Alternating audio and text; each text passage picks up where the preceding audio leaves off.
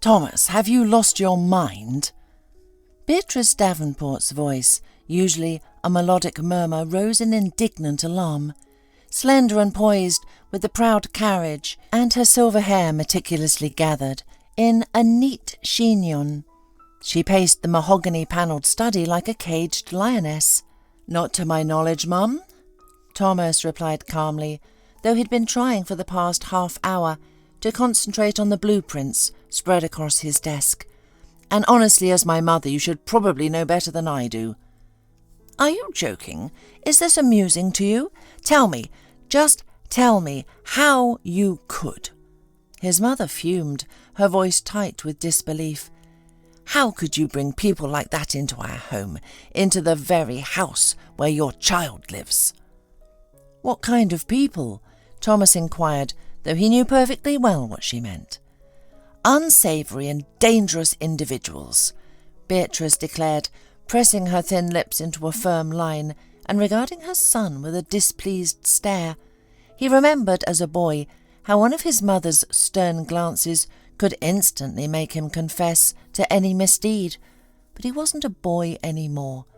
Thomas, weary of reading the same line of a land development contract for the 10th time, sighed resignedly and set his documents aside. "Mum, first of all, it'll just be one person who you perceive as unsavoury. You're talking as if I've invited the entire local biker gang," he reasoned gently. "Secondly, Isabel insists she was wrongly accused, and to be honest, I'm inclined to believe her." His mother threw her hands up, her elegantly arched eyebrows climbing her forehead as if trying to make an escape. "Oh, of course you believe her. You, just like your father, are always trying to help every lost soul and underdog. Your dad once brought home a man who'd been living on the streets, cleaned him up, and then actually helped him reconnect with his family. A noble endeavour, certainly, but why did it always have to happen in my house?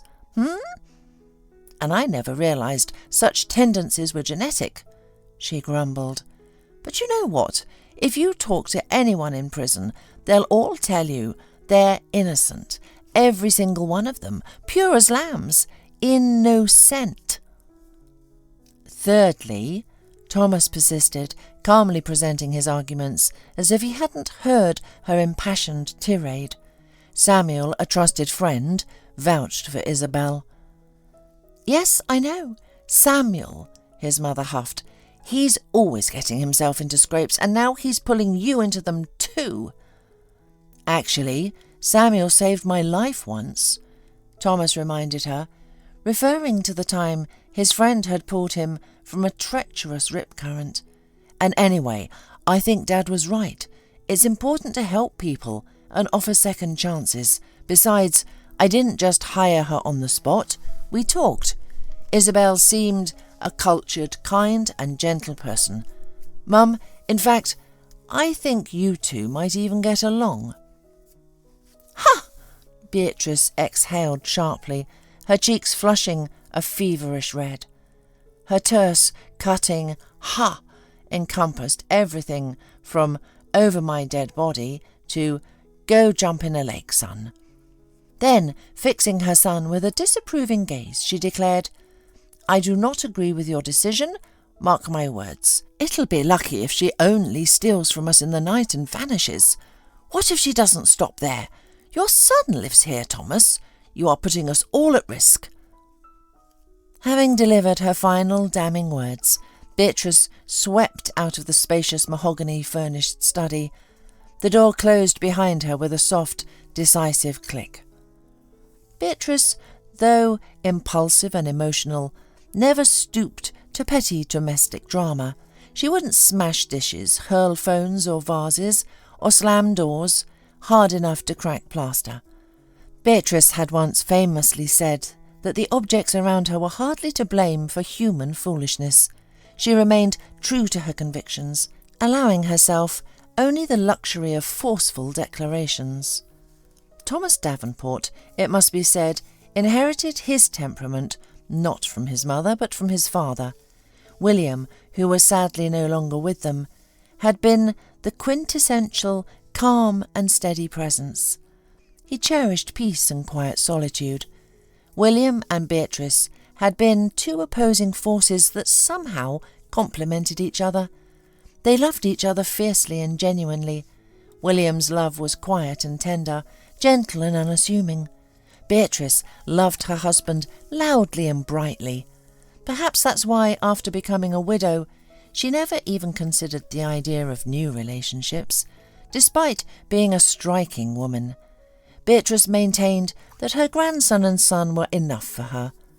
Thomas, however, could never be called indifferent to life. He was simply calm, composed. He meticulously weighed all his decisions, always listening to the voice of common sense, until recently. This time, however, something had gone awry. Common sense, weary from working overtime, had seemingly waved goodbye and departed on an indefinite vacation.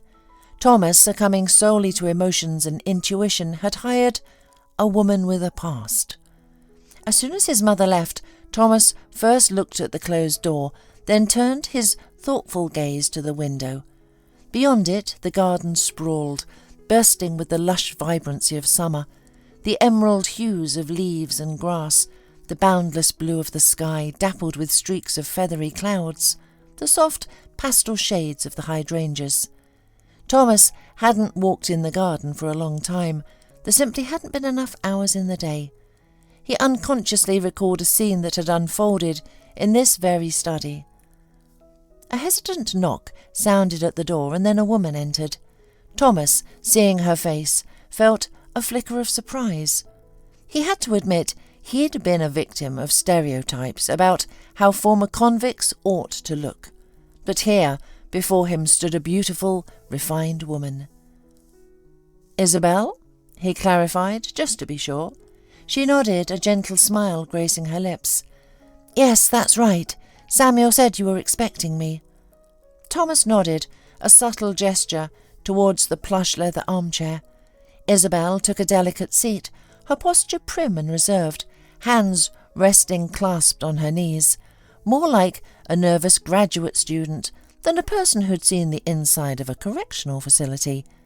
Thomas recalled Samuel's initial call, his friend recounting the story of his former classmate, this young woman. "Listen, Thomas, Isabel Hayes is genuinely one of the best people I've ever known." Samuel had begun, his voice earnest. "Seriously, she's got a heart of gold. Back in school, she was always at the top of her class. Valedictorian, even, and everyone loved her. She was so kind, always helping out. I was a bit of a handful back then, you know. My dad was struggling with his issues, and I went off the rails a bit in high school. The teachers just wrote me off, said I'd flunk out. But Isabel, she took me under her wing, tutored me herself. I honestly think I only finished school because of her." Samuel's tone had softened. "I ran into her by chance, recognized her immediately. Turns out she's been in a really tough spot. Just got out, living in some run-down dorm with, well, undesirable society. She's desperate for any kind of work. That's when I thought of you needing help with your office, and wondered if you'd consider her. I'd hire her myself, but it's just my auto repair shop, all guys, and I've got Maria managing the front. Wouldn't feel right to let her go." Thomas had harboured his doubts. His mother and son Jasper were his entire world, and their home was his sanctuary. Still, he couldn't outright refuse a friend he owed so much to. He decided to meet Isabel, planning to politely decline after assessing the situation. Yet their conversation had veered in an entirely unexpected direction. From the moment Isabel entered his study, Thomas found himself captivated, unable to look away from her serene, intelligent face. He had braced himself for her harsher appearance, perhaps close-cropped hair, a gap-toothed smile, a wary, shadowed gaze, or visible scars and tattoos. Instead, a woman of understated elegance sat before him. She held herself with an inherent dignity, her chin gently lifted, Her eyes were large, a profound shade of slate blue, a colour so clear and deep it reminded him of the untouched depths of an alpine lake. They were framed by a luxuriant sweep of dark, gracefully arched lashes. When Isabel spoke or paused in thought, her lashes would fall, casting delicate shadows on her cheeks, which held just a hint of pale rose. Her skin was luminous, almost ethereal, a striking alabaster that was further highlighted by the dark cascade of her almost black hair. Her teeth were perfectly aligned, gleaming white. Isabel Hayes was refreshingly candid. Her composure was remarkable. Only a fleeting clench of her fingers betrayed her inner turmoil as she spoke of her past misfortunes. "I was granted an early release recently," she stated, her voice even. "You are, of course, free to believe or doubt my sincerity, but I served time for a crime that was not my own. I put my faith in someone I considered family, and it cost me dearly. If it's possible, I would prefer not to go into names or specific details of that person." Thomas nodded, then asked, almost impulsively, "Was it very hard inside?" He knew the question might be tactless, but he couldn't reconcile the image of this delicate, almost ethereal woman who resembled a sheltered conservatory student with the harsh realities of prison life, a world of theft, violence, and worse. Isabel, however, seemed unfazed. "I wouldn't say it was horrible. It was different, more difficult, unfamiliar. Life there had fewer colours," Isabel mused, her gaze distant for a moment. "But a person, if they truly want to, can always retain their humanity, no matter the circumstances, and I wanted that desperately. I believe I was far more fortunate than many others. My background is in culinary arts, a trained chef. They placed me in the kitchen after learning I'd been a head chef on the outside. Being able to do what I loved gave me strength. I approached the work with real enthusiasm. Once the other staff and the head cook grew used to me and began to trust me, they started listening to my ideas, giving me more creative freedom. I cooked with my heart. I earned their respect, even, perhaps, their affection." Isabel paused, as if savouring a memory, then nodded softly to herself. "You know, I even managed to bake cakes, very simple ones, just basic buttercream and sponge. But the women there would light up like children when they received a cake for their birthday. You really should have seen it. One woman, a grim, quiet soul, she actually wept. Said she'd never even had a cake as a child, that her parents had too many problems to care, and as an adult she never indulged herself." Her voice faltered, and she added thoughtfully, "Ultimately, everywhere, whether in there or out here, we are all just people. People who crave something sweet and who long for love." A contemplative silence settled between them.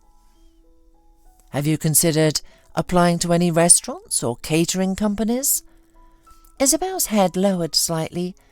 "As you can imagine, very few establishments are eager to hire someone with my record, so currently I'm open to any work. I'm skilled at cleaning, even enjoy it, so you can rest assured of my dedication."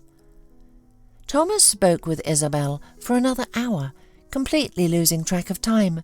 He offered her the position on the spot and suggested she start on Monday, even proposing she stay in one of the mansion's empty guest rooms to spare her the hostel fees and the lengthy commute. Frankly, Thomas wasn't entirely sure how he'd gotten swept into this bold decision. Isabel had simply captivated him, and he felt a profound sense of compassion for her plight. Yet his mother's fears weren't entirely unfounded. Who knew what lessons life behind bars truly taught?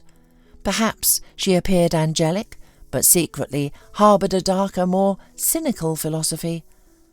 Samuel called back, profusely grateful, swearing that Thomas wouldn't come to regret his decision.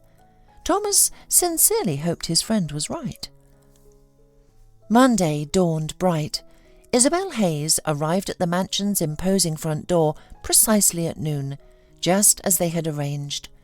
Beatrice Davenport, having whisked her grandson Jasper away earlier that morning, had made it clear she wished to avoid any encounter with the new household member. Thomas Davenport greeted Isabel personally, outlining her initial tasks, then led her to the expansive laundry room, where mops, cloths, buckets, and an array of cleaning solutions stood neatly arrayed. Isabel approached her duties with such meticulous dedication that, within her first week, the grand home shone with an almost ethereal sparkle. It seemed as though a tireless, unseen force had swept through the estate, leaving every surface polished and every corner immaculate. Thomas often found himself absorbed in his work, sometimes travelling out of town, so he rarely encountered his new assistant. At times he mused that Isabel must work under the cloak of night. She was as elusive as a whisper, rarely spotted, yet her presence was evident in every gleaming room and buffed floor. Even Beatrice, despite her initial strong objections to Thomas's hiring decision, had begun to concede the palpable difference. She no longer felt compelled to flee the house each day. One Sunday, a month after Isabel began, Thomas decided to use his precious day off to check in with her, curious about how she was settling into her new routine. He searched the stately rooms, but Isabel was nowhere to be found. Only by glancing out a sun-drenched window did he, with a faint stir of surprise, spot her dark head of hair among the riot of summer blooms.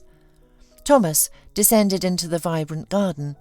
Isabel, her hands shielded by sturdy gardening gloves and armed with a small hand trowel, was expertly tackling the persistent weeds. She had neatly tucked her dark hair beneath a colourful scarf. "Isabel, good morning. I don't recall hiring you as a gardener," Thomas remarked, a gentle smile playing on his lips. "And isn't today your day off?" Isabel looked up, fine droplets of perspiration glinting on her high forehead from the intense July heat. She stood promptly, peeling off her dirt-smudged gloves. "No, you certainly didn't. But I took the liberty of attending to your flowers. I noticed they were overdue for a trim, and they truly thrive in loosened soil. And the weeds, well, they were quite abundant." She cast a discerning eye over the flower bed, now looking remarkably vibrant. "It's no chore for me. In fact, it's quite a pleasure, a pastime. And to be honest, I don't have many other engagements." "So you enjoy getting your hands dirty?" Thomas's smile softened further. He too admired the hydrangeas. The bed had undergone a significant transformation. Clearly, Isabel had spent more than one quiet afternoon here. His late wife, Elara, had always nurtured these flowers. After her passing, Thomas sometimes hired a seasonal landscaper, but this year it had simply slipped his mind. Isabel nodded, wiping her brow with the back of her hand. "Yes, my grandmother taught me everything. I lived with my grandparents in the village from a very young age. They had a sizable homestead, and my incredibly illustrious grandmother never allowed a single patch of ground to lie fallow. Every inch was cultivated. So I was naturally involved from childhood, caring for the flowers and vegetable patches." A tender, nostalgic smile touched Isabel's lips, carrying a hint of melancholy. "You know, my passion for cooking and keeping a tidy home also came from my grandmother. I sometimes used to wonder if she ever truly slept. It seemed from dawn until long after dusk she was constantly in motion, kneading dough for pies, feeding the chickens, weeding the rows, gathering the harvest, and canning everything so we'd have provisions through the winter. Watching her, I couldn't help but feel swept up in her boundless energy." "And your parents?" Thomas found himself asking, realising a moment too late that the question might be intrusive. My mother and father both worked extremely hard in the city. At first I lived with them, just travelling to the village on weekends by bus. But then I moved there permanently. I transferred to the school closer to Blackwood Creek, and that's where I met Julian, Isabel recounted, her eyes seeming to cloud over with the sombre weight of past sorrow. That very month, it was decided I would relocate permanently to Blackwood Creek. My parents died. Their next-door neighbour's house, a gas leak, caused an explosion. Those neighbours, you see, they had a problem with drinking and they'd been repeatedly warned about the faulty gas line, but they just disregarded it. They simply opened the windows to air out the gas smell. And then, the explosion. You know, those neighbours, the ones with the drinking problem, they weren't even hurt. But my parents, they were gone. As for me, my grandmother used to say, God must have been watching over me. She was a very devout woman. I, however, didn't quite feel that way at the time. I honestly couldn't comprehend how he could take my parents. Thomas, completely unprepared for such a stark personal revelation, felt his chest tighten. "I'm so sorry," he managed, the inadequate words feeling hollow in the face of her loss. He truly didn't know what else to say. Isabel nodded, her fingers deftly tucking a stray curl back under her scarf. Thomas's gaze drifted from her face to the tranquil garden. Tucked among the mature trees, a secluded gazebo beckoned, more accurately, a charming rotunda, gracefully entwined with creeping ivy. Inside, a comfortable set of wicker furniture, a table and 4 chairs waited, just enough. "Isabel, would you care to join us for dinner tonight?" Thomas heard himself propose before he could overthink the invitation. "I'd like to properly introduce you to my mother and Jasper. After all, we're sharing a home." Isabel's cheeks flushed a delicate pink, and she lowered her head, looking at her hands for a fleeting moment before offering a hesitant nod. "If I wouldn't be imposing, I would be delighted to join your company for dinner, and if it would be appropriate." Thomas smiled, a genuine warmth spreading through him. "It's perfectly appropriate. Then at 7. He set the time and made a swift departure, his cheeks burning. He couldn't quite name the swirling emotions within him. Pity, certainly. Yes, he was simply moved by compassion for a woman on whose slender shoulders so many hardships had fallen. Thomas himself had weathered his share of grief. 5 years ago, his beloved wife Elara had passed away. Elara had been a talented young astrophysicist, renowned for her groundbreaking research into distant galaxies. Thomas, meanwhile, was the owner of the Kronos Collection, a prestigious boutique dealing in rare and antique pieces of art, a business he had inherited from his father, who had inherited it from his grandfather. Thomas genuinely loved his profession. He sourced unique clocks, intricate furniture, paint masterpieces, and historical instruments from private collections and auctions worldwide. He collaborated with master restorers and consulted for museums, constantly searching for hidden horological treasures. And one day, amidst that search, he had found the most valuable treasure, his Elara. Elara had been battling a serious illness. She never concealed it, and how could she hide what was so evident? Elara had always appeared as delicate and vibrant as a butterfly. The doctors had immediately cautioned her against pregnancy. They didn't explicitly forbid it, but their warnings were clear. Elara hadn't listened. She yearned for a child. Thomas had tried to reason with her, to dissuade her. He had suggested adoption, a boy or girl from an orphanage, even 2 or 4. He told her to create a nursery at home and nurture as many children as she wished, but not to risk her own precious life. However, Elara was unyielding.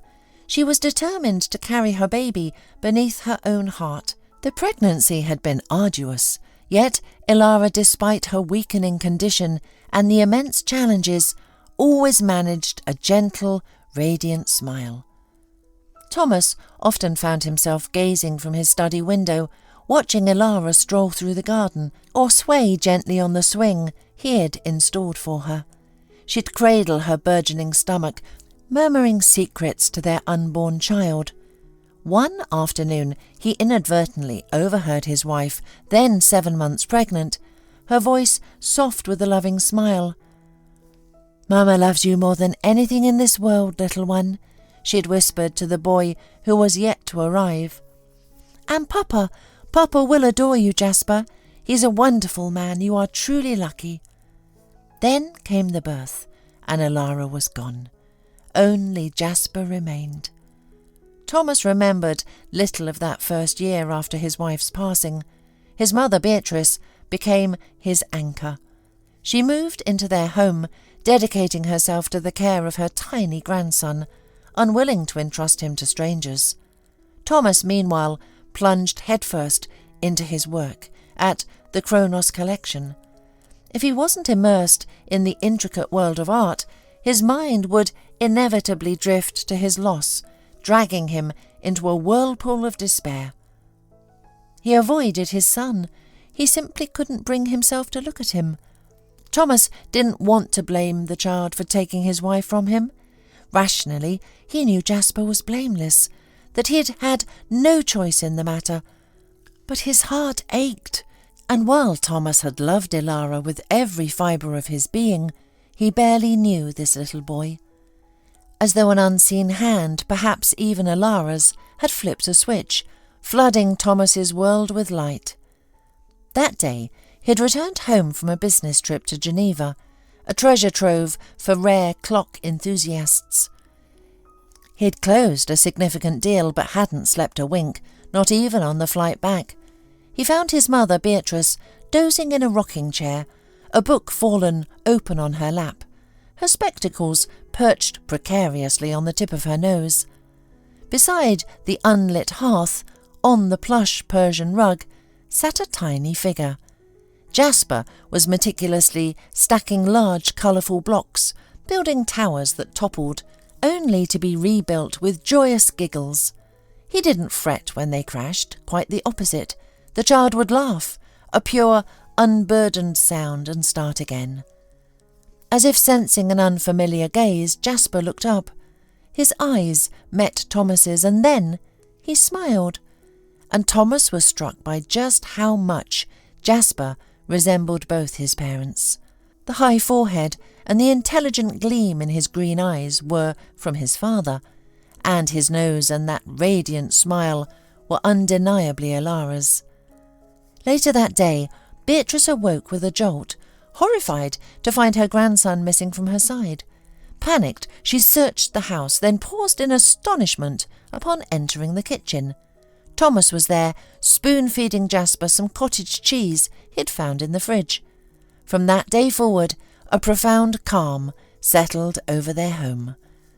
Thomas began to spend more and more time with his son. Jasper brought joy to both his father and grandmother, growing into an obedient and remarkably bright child. His mischievous antics stemmed not from malice, but from an insatiable curiosity. The boy was exploring the world, seeking answers to his burgeoning questions through hands-on experimentation. For instance, what would happen if he tried to make a fort out of all the living room cushions? What if he attempted to wash the cat in the bathtub with bubble bath?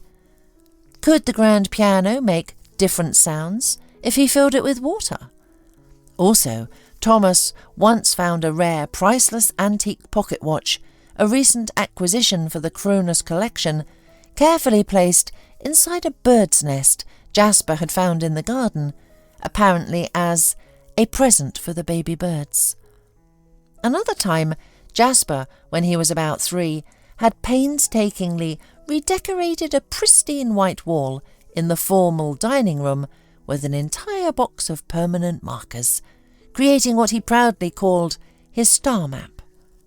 Beatrice had nearly fainted, but Thomas had simply laughed, remarking that the child's boundless creativity must come from his mother, and he even mused about framing that section of the wall for his personal collection.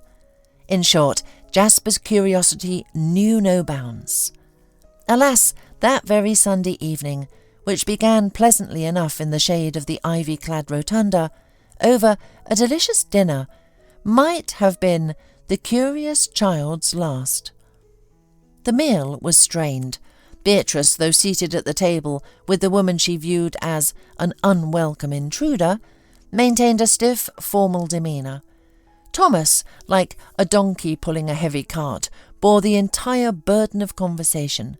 Yet, towards the end of the meal, Isabel's unexpected stories and insightful comments gradually, almost imperceptibly, drew Beatrice in.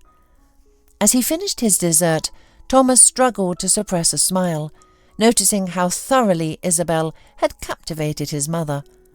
Isabel and Beatrice became so engrossed in conversation they barely touched their own pastries. Jasper had already devoured his portion and was squirming in his chair. Thomas's phone buzzed. Excusing himself, he rose from the table and stepped away for a moment. And then chaos erupted. Thomas heard the sickening crash of breaking dishes, followed by his mother's frantic, escalating screams. He initially thought they had finally had a real argument. Dropping the call, he sprinted back, heart-pounding, only to be met with a terrifying sight. Jasper lay on the floor, convulsing, his face rapidly turning blue, clearly choking on something. The child's desperate attempts to breathe were proving futile. "My God! My precious Jasper! My sweet boy!" Beatrice wailed, tears streaming down her face. "What's happened? What is it?"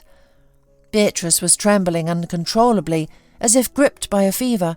It was evident that fear had completely paralysed her. Thomas began frantically dialing for emergency services. But before the operator could even utter a hello, Isabel sprang into action, her movements decisive and swift. She scooped up the limp child, tilting him down with face away from her. Then she delivered several sharp blows to his upper back. 5 back blows, 5 abdominal thrusts, 5 back blows, 5 abdominal thrusts, she murmured to herself like a steady mantra, and then a miracle. A piece of something, food perhaps, dislodged from the boy's throat. He choked, then coughed hoarsely, desperately sucking in ragged gasps of air. Sobbing and gasping tore from the child's chest, and then a full, tearful wail erupted. Jasper collapsed into the arms of the person closest to him, his rescuer, Isabel. She held him, her own hands trembling, sitting down on the floor with him, rocking him gently as if he were an infant. "Shh, shh, it's all right now, you're safe," she whispered into his ear, even pressing her lips softly to his head. "What? What just happened?" Thomas mumbled, stunned. His feet felt rooted to the ground, his body turned to stone. The horrifying realization that he had almost lost his son was slowly sinking in. The operator was still demanding an answer, but Thomas, muttering into the phone that nothing was needed, hung up. "He was choking," Isabel explained softly, her voice still a little shaky. I took a first aid course in prison, where they taught us the Heimlich manoeuvre. It just came back to me." A weak, awkward smile touched her lips. "I never thought I'd be grateful for having been in prison." At that, Beatrice too finally crumpled, sinking to her knees beside Isabel and her grandson. Beatrice immediately enveloped both Isabel and Jasper in a fierce embrace, pulling them close. "Jasper, my brave boy, I was so terrified," she choked out, then turned to Isabel, tears still wet on her cheeks. her voice thick with fervent gratitude. Thank you so much. I don't know how I can ever repay you. How fortunate that you were here." Thomas watched the scene unfold, a profound wave of agreement washing over him. He had made the right decision, after all. His conviction was solidified 2 weeks later. Thomas had planned a grand charitable dinner in the garden, inviting influential clients and prominent collectors. The idea was to showcase some newly acquired antique pieces from the Kronos collection, with a portion of the proceeds from any sales dedicated to a children's literacy fund. However, on the very morning guests were set to arrive, Thomas received shocking news. The acclaimed chef he had hired wouldn't be coming. A sudden contagious illness had struck, reported only hours before the event. His entire culinary team, potentially carriers of the infection, were also staying away. "Then find me another chef. I've invited distinguished guests for a gourmet dinner, not a casual tea party. The menu is meticulously planned, the ingredients delivered. Surely you have a colleague who can step in?" Thomas roared into the phone, his voice tight with frustration. His agitated conversation was inadvertently overheard by Isabel. Her eyes, usually so serene, now sparkled with a fervent intensity, her fingers twitching as she yearned for whisks and pans. "Give me a chance," she pleaded, stepping forward, her voice ringing with conviction. "I won't let you down. I can manage this."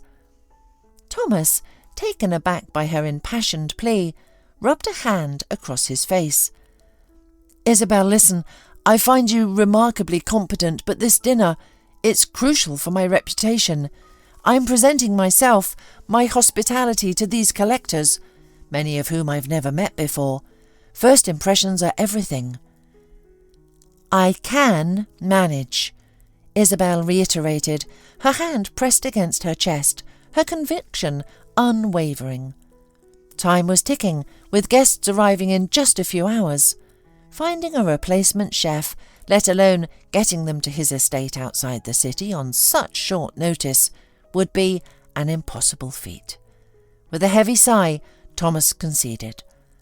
"All right," he nodded, the word feeling surprisingly heavy. "But that unreliable chef didn't even send his team.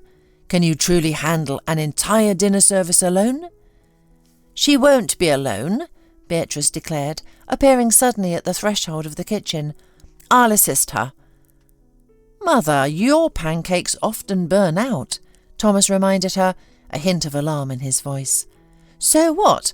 I'll simply chop whatever she asks me to. I can certainly manage that." Beatrice sniffed, a rare, almost mischievous smirk on her face. "And I want to help Isabel too," declared Jasper, appearing from the hallway. Ever since his rescue, the boy had become Isabel's shadow, trailing her everywhere. Thomas had noticed Isabel often spent her free time playing with him, strolling with him through the garden, pushing him on the swings, and talking to him. "What am I going to do with all of you?" Thomas sighed, throwing up his hands in a mock surrender, then looked at Isabel, rolling up her sleeves. "All right then, give the orders. I'll help too." Under Isabel's calm direction, the unlikely team worked with surprising precision. The appetizers were exquisite, the main courses truly magnificent, and the presentation was nothing short of restaurant quality. Later, the hired waiters and event staff arrived, quickly setting up the dining area in the garden. Thomas, seated at the head of the elegant outdoor table, positively beamed.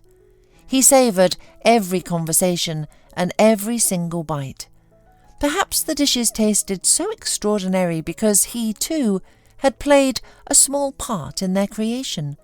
Who could say? But a genuine smile remained fixed on his face as he recalled the unexpected joy of his family working together. He remembered Isabel's playful banter and constant encouragement, even as she maintained an unwavering pace, and Jasper's earnest attempts to be useful. "You seem to be in excellent spirits today, Thomas," observed Mr. Harrison, an elderly collector who was not only an art enthusiast, but also a dear friend of Thomas's late father. "I don't recall ever seeing you this happy." "You know, I agree," Thomas nodded. "Good weather, wonderful food, excellent company, and the good deeds we're accomplishing tonight, they all contribute." The seasoned collector nodded, greedily reaching for his fifth canapé. "I haven't eaten this well in ages, and you know, I'm quite the gourmand." "Mr. Gomez, tell me, does your restaurant even offer dishes like this?" Mr. Harrison turned to his neighbour. Ramon Gomez was a relatively new face in their exclusive circles. Rumours swirled about him that he'd clawed his way up from humble beginnings and was desperate to ascend into high society. It was whispered that this charming man, the owner of a popular modern restaurant, was even seeking a wealthy bride. Thomas had been subtly informed that Ramon had set his sights on Mr. Harrison's daughter, hence his excessive fawning.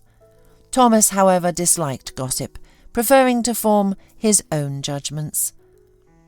"Our establishment serves entirely different fare, of course.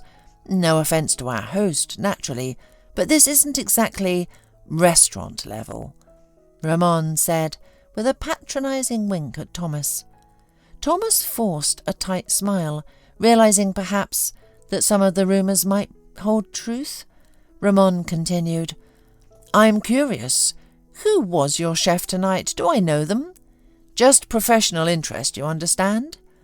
As a matter of fact, tonight's dinner wasn't prepared by a professional restaurant chef, so yes, we are quite far from your level," Thomas said politely, raising his glass.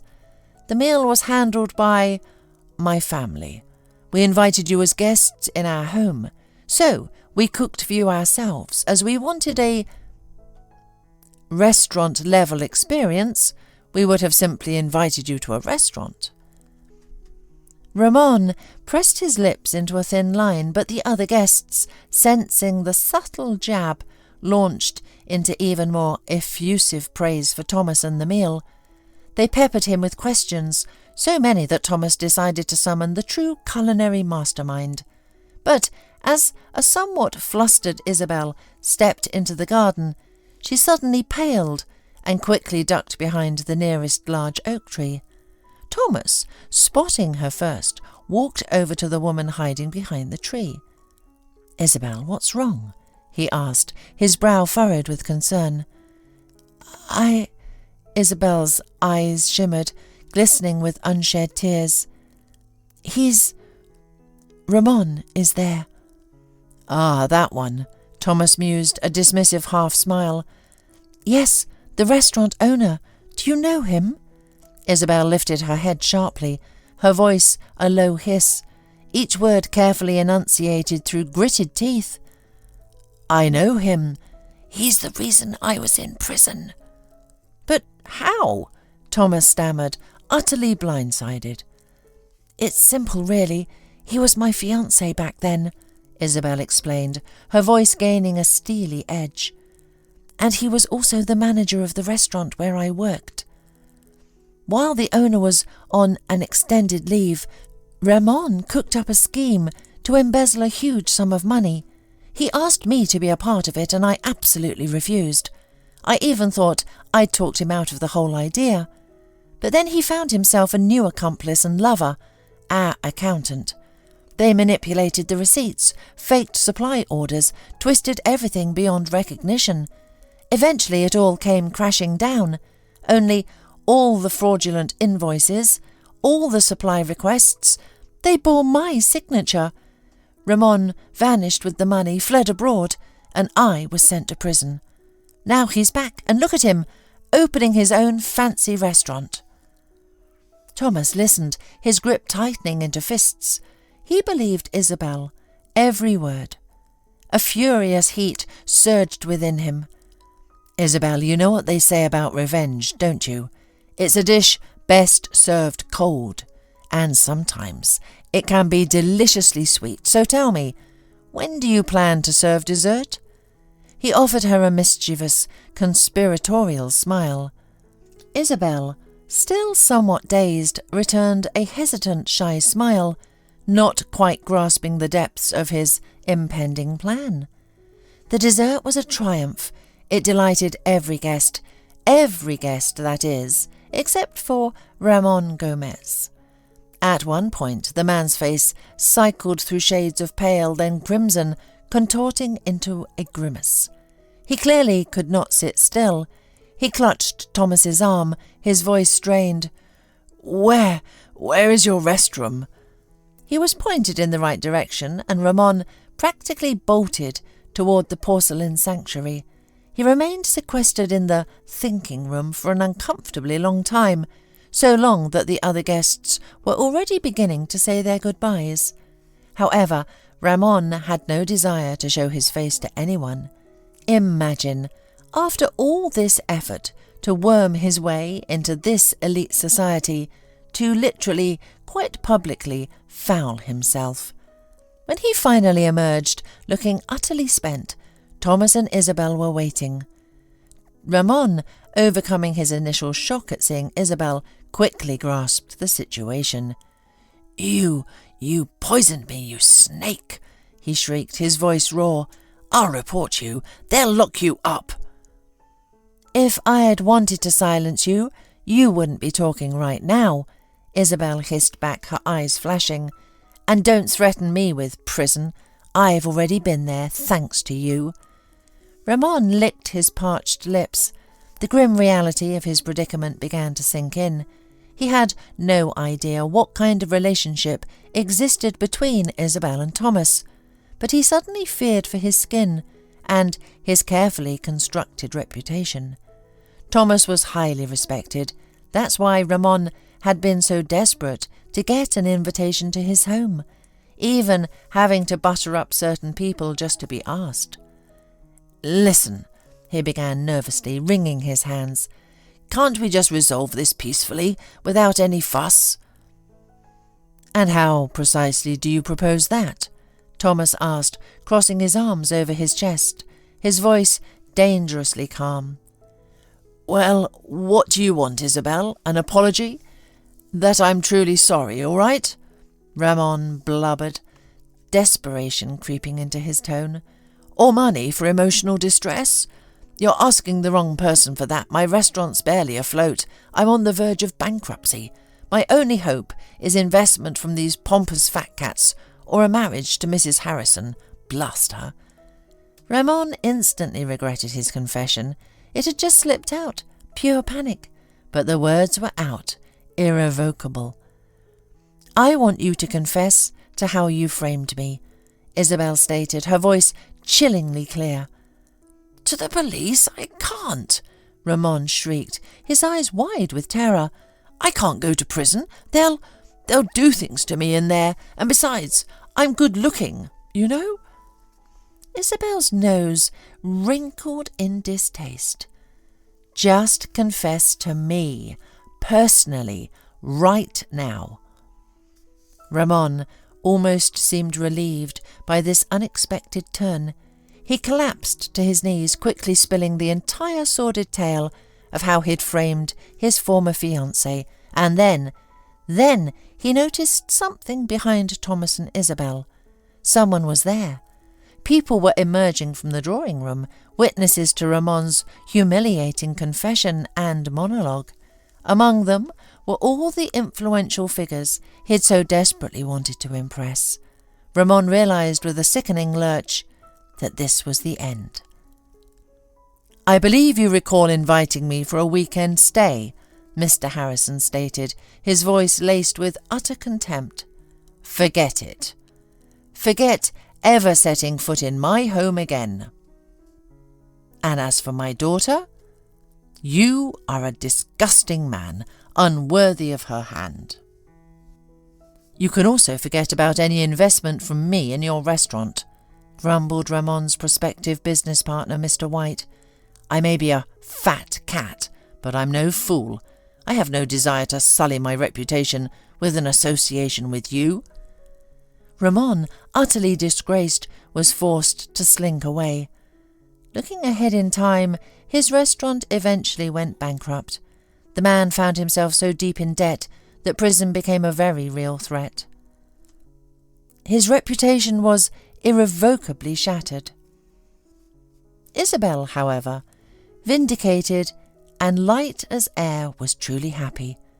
Thomas offered to pursue legal action, to take the case to court, but she waved him off. "I don't want to get tangled in all of that again. I'm content that you know of my innocence.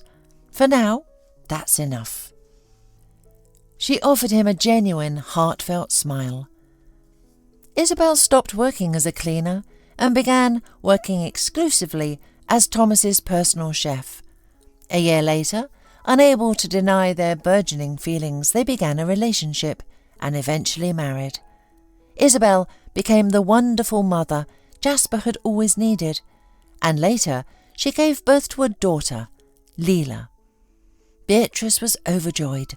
She genuinely loved her daughter-in-law and often doted on her grandchildren. Especially frequently after Thomas gifted his wife a small, cosy cafe of her own, the charming eatery quickly gained popularity, renowned for its food prepared with love. But most of all, Isabel loved to cook at home, in the kitchen that had truly become her own, with helpers like her son and daughter, and then to sit at the wicker table nestled within the rotunda, surrounded by her family. That was where true happiness lay.